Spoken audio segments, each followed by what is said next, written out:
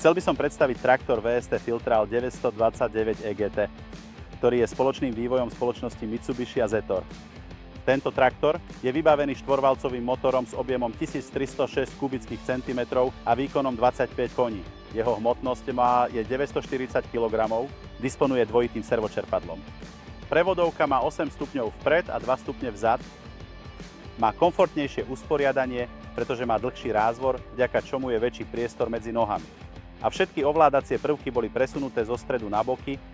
Šírka traktora je 1 m a 5 cm a zadný zdvíhací bod má nosnosť 1750 kg.